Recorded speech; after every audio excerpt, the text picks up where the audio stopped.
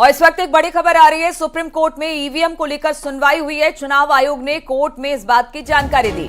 EVM से जुड़ी जानकारी वकील ने पेश की है। सुप्रीम कोर्ट ने चुनाव आयोग से पूछा, चुनाव आयोग ने क्या कदम उठाए इस पूरे मामले को लेकर, आशंकाओं पर आपका क्या रुख है। सुप्रीम कोर्ट ने ये सारी बातें चुनाव आयोग से पूछी। उन्होंने पूछा कि चुनाव प्रक्रिया की अपनी गरिमा होती है, किसी को आशंका नहीं रहनी चाहिए। ईवीएम को लेकर जो जरूरी है वो कदम जरूर उठाए जाए। तो सुप्रीम कोर्ट की तरफ से ईवीएम को लेकर जो तमाम विपक्षी पार्टियां हमेशा से सवाल उठाती रही है, उसको लेकर सुनवाई हुई है। चुनाव आयोग ने कोर्ट में जानकारी दी। ईवीएम से जुड़ी जानकारी चुनाव आयोग के वकील ने पेश की है।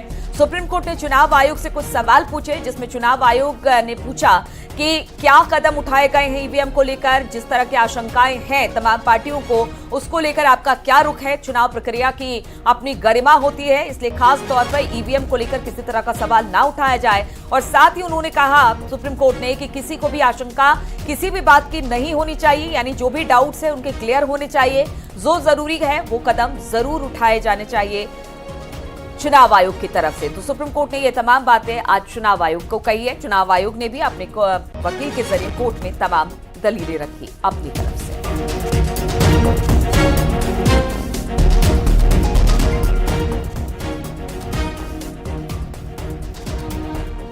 चुनाव आयोग ने अपनी बात रखी है आज कोर्ट में। ईवीएम को लेकर तमाम तरह के सवाल विपक्षी पार्टियां उठाती रही हैं कि इसे हैक किया जा सकता है, इससे में सबोटाज किया जा सकता है, बहुत सारी बातें। इसी मामले पर आज इस पर सुनवाई होनी थी। बातचीत करने के लिए सुशील इस वक्त और अधिक जानकारी के साथ जुड़ गए हैं।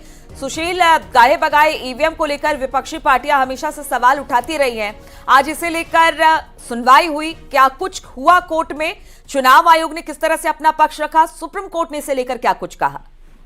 जी देखिए, साफ तौर से इस पूरे मामले में अभी फिलहाल सुनवाई सुप्रीम कोर्ट में चल रही है, लेकिन ईवीएम से वीवीपैट की पर्चियों के मिलान के मामले में चुनाव आयोग ने सुप्रीम कोर्ट को स्पष्ट तरीके से जानकारी देते हुए बताया है कि ईवीएम प्रणाली में 3 यूनिट होते हैं, बैलेट यूनिट, कंट्रोल यूनिट और तीसरा वीवीपैट।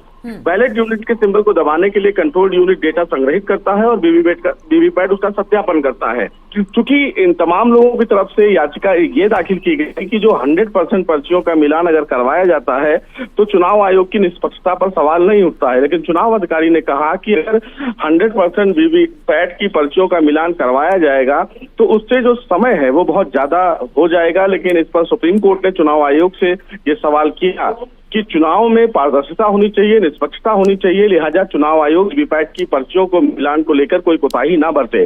चुनाव आयोग ने कहा कि ये प्रक्रिया पहले ही सुप्रीम कोर्ट के समक्ष रखी जा चुकी है और पर्चियों के मिलान के मामले में सुप्रीम कोर्ट का ही एक पुराना फैसला है, जिसमें स्पष्ट रूप से सुप्रीम कोर्ट ने इस मामले में विस्तृत आदेश दिया है। लेकिन बावजूद इसके सुप्रीम कोर्ट इस पूरे मामले में तमाम तथ्यों को जान रहा है और समझ रहा है कि जो याचिका दाखिल की गई है तमाम विपक्ष के लोगों के द्वारा, तमाम याचिकाकर्ताओं के द्वारा, उसमें किसी भी प्रकार की कमी ना हो, और इसी मामले अभी चुनाव आयोग ये जानकारी सुप्रीम कोर्ट को दे रहा है।